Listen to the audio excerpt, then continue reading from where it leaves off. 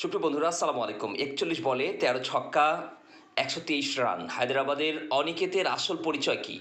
২৭ March আইপিএলে অভিষেকের ম্যাচের আগে স্বীকৃত টি-২০ খেলেছেন মাত্র একটি।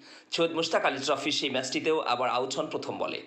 রেকর্ড বুকে এত নেই এর প্রাধান্যের পরও কীভাবে সানরাইজ হায়দরাবাদ খেলেছেন অনিকেত? অনিকেতের সামর্থ্য নিয়ে এখন প্রশ্ন নেই। প্রশ্নের উত্তর কিছুটা গতকালই তিনি দিয়েছেন, গত কয়েকদিন আগে। কাল লক্ষ্যই সুপার জায়ান্টসের বিপক্ষে ১৩ বলে ৫ ছক্কায় ৩৬ রান ইনিংস খেলেছেন এই ব্যাটসম্যান। সব মিলিয়ে বোঝাই যাচ্ছে ছক্কা মারতেই হায়দরাবাদ দলে তাকে নিয়েছে। এই ছক্কা এর আগে তিনি মেরেছেন কোথায়? উত্তরপ্রদেশে জন্ম নেওয়া অনিকেত আলোচনায় আসেন ২০২৪ সালে। হায়দরাবাদ তাকে দল নিয়েছে মধ্যপ্রদেশ প্রিমিয়ার লিগের পারফরমেন্স দেখে। গত বছর মধ্যপ্রদেশ প্রিমিয়ার লিগে অনিকেত ছিলেন সর্বোচ্চ রান সংগ্রাহক। ভোপাল লিওপার্ডসের হয়ে ৬ ম্যাচে তিনি ২৭৩ রান করেন।